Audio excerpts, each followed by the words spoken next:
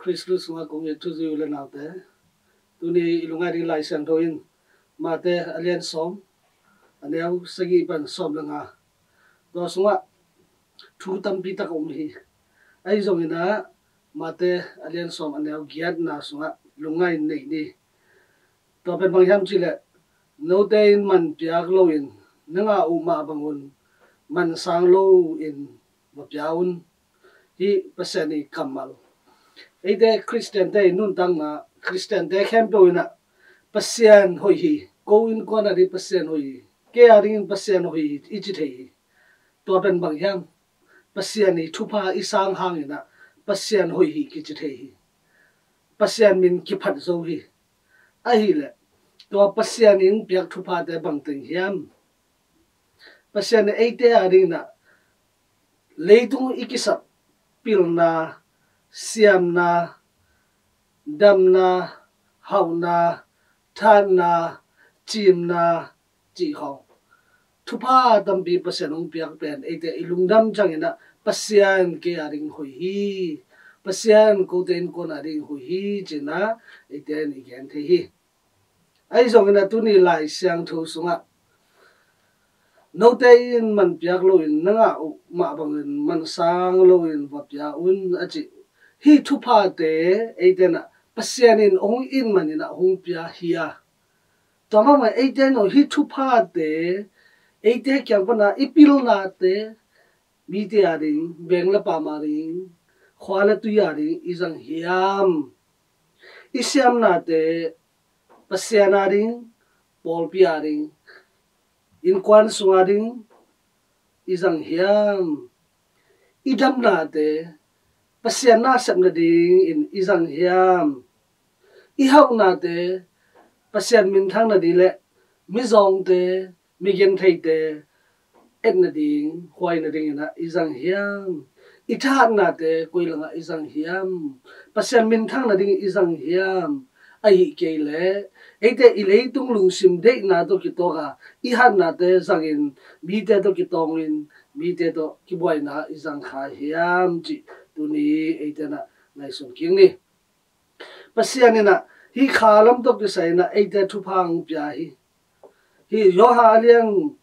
lai khak alian khat alian li aneu kwa par som la khat na sunga elha ama ha eite nun tang na inga thein ding in atapa naison pasianin leitunga ahung pai sahi pasianina hung in na eite gumna inga na di nun tal ton tung na inga na ring na to pa paseni atapa nation e daring pai sahi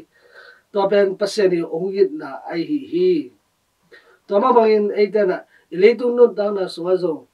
hi pasyanin e man piak lowa inga amai in na le e nun tang na to kisai na i in kwan suwa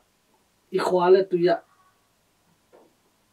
hi nun tang na thu to kisai pasyan day na to kisay na inong dahiyam.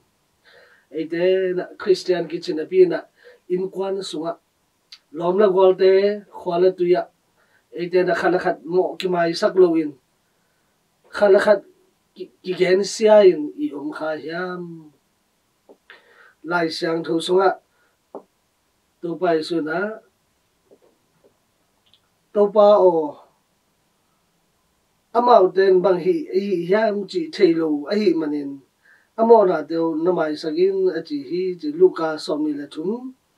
aneu som thum la li na suwa to ai manin eite inun tang na suwa pasiane na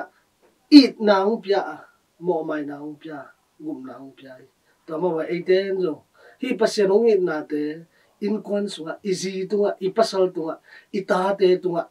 ibengla ipam tunga inula ipa tunga ilak hiam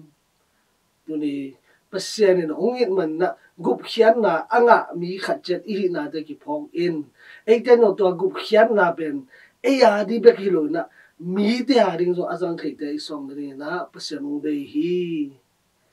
ipil na isyam na ithan na te khem to pasyana di le pasyan gam tang sai na ding eiten na azang thai te song na ding na han cham ni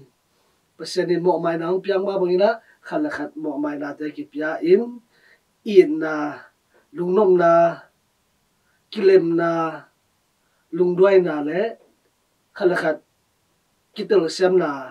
thupa te to papsan pata hen to be thamlo tu lai tak ile tu nung tang na buai na hasan na te tam ahi ma bangina inei sa ilam sam te akipanina anei lo te ahu zo te iswa na ding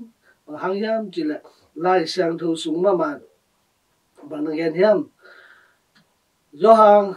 alian chum aneu som na guna pasiani leitung mi te hong in ma ahi mani ama atapa au mi khem pe sinoloin ahin ton tung theina un atapa nation ahong piak dongin ahong in na hong lakhi eite no pasahi bang